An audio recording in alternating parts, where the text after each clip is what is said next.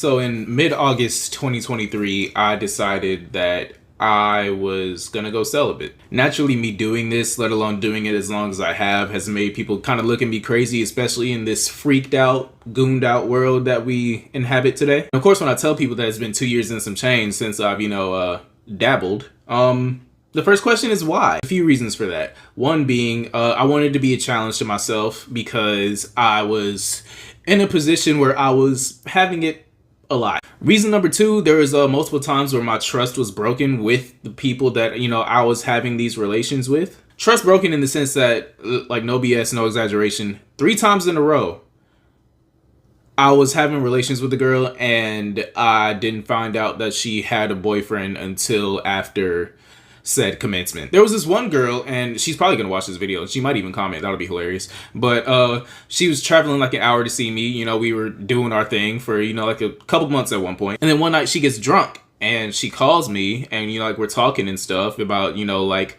what we are and all that, because alcohol inspires those type of conversations. And then she got quiet for a minute, and she was like, my boyfriend doesn't really like you that much.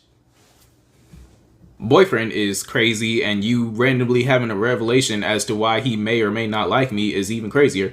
But I digress. Reason number 3 as to why I did it, I wanted the next time that I do it to be with the right person under the right circumstances. Not necessarily saying I'm waiting for marriage, but I'd rather the next person to be with someone that I do eventually marry. And now what you're here for, what you clicked on the video for, what did I learn in all this time of me, not beating some walls down? Lesson number 1 that I learned is you don't like her that much. Reducing the physical aspect of a relationship that you have with somebody can be very, very eye-opening, because it's very, very easy to just sweep things under the rug and let your arguments be water under the bridge if you know that you could dive in the walls at the end of the night. A lot of y'all are giving energy to women that you wouldn't spend the whole day with if you didn't know how it was going to conclude. And this is just not the best for you. Lesson number 2 that I learned is there is just too much to do in one day. Literally, the amount of things that you could do in 24 hours that isn't sex is like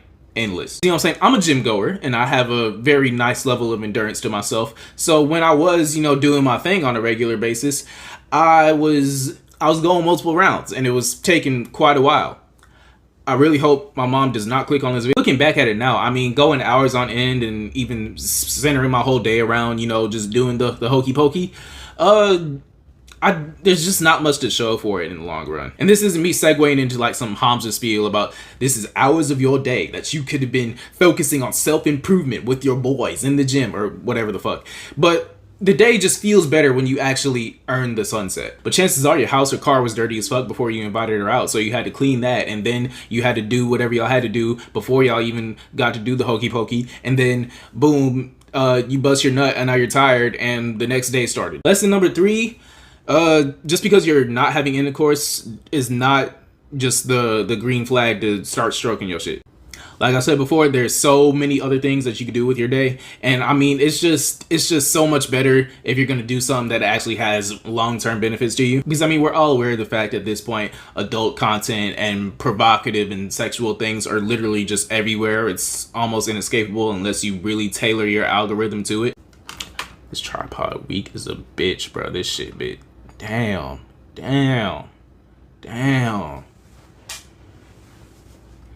I don't even know my shit lined up no more. Ow. Fuck.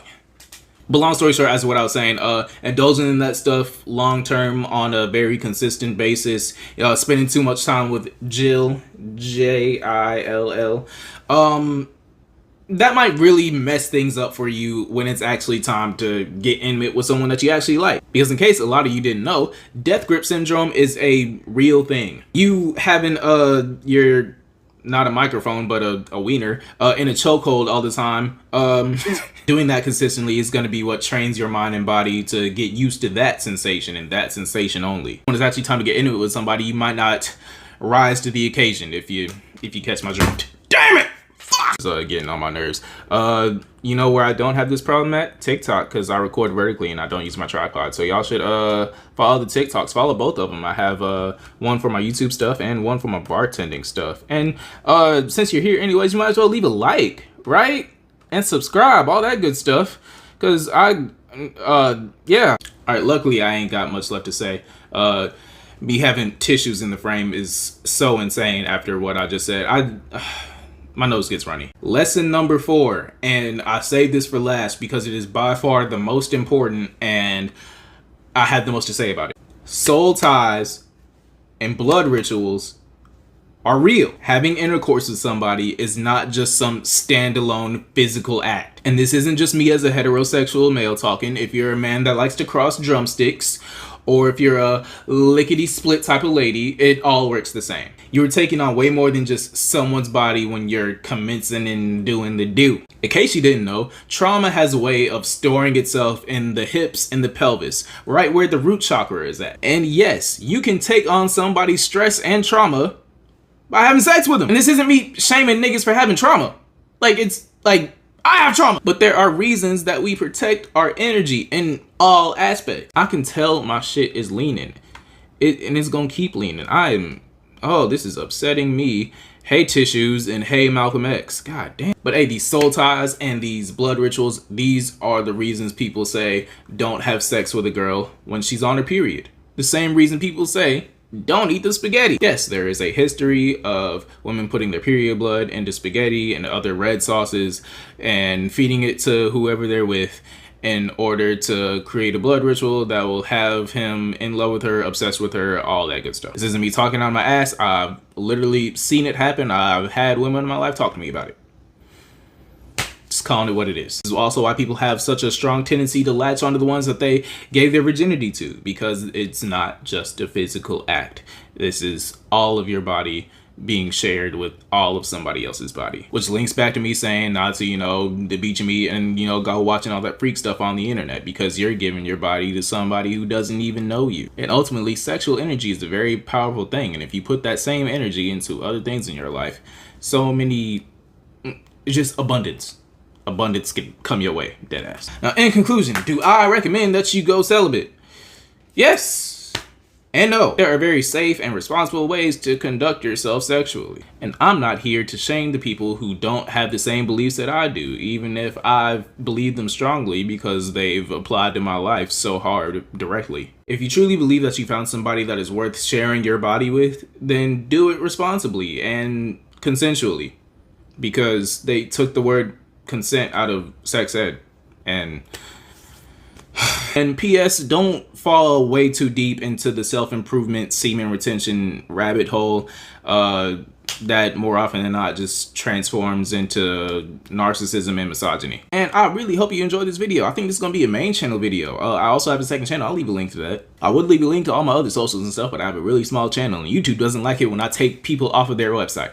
So just try to find me or something. I don't know. But maybe this video blows up. Maybe you could help me by engagement and stuff. I don't know. Anyways, yeah, that's it. Like, comment, subscribe. I love you guys. Bye. Two things I ain't ever seen. A nigga that beat a gun and bitch I need.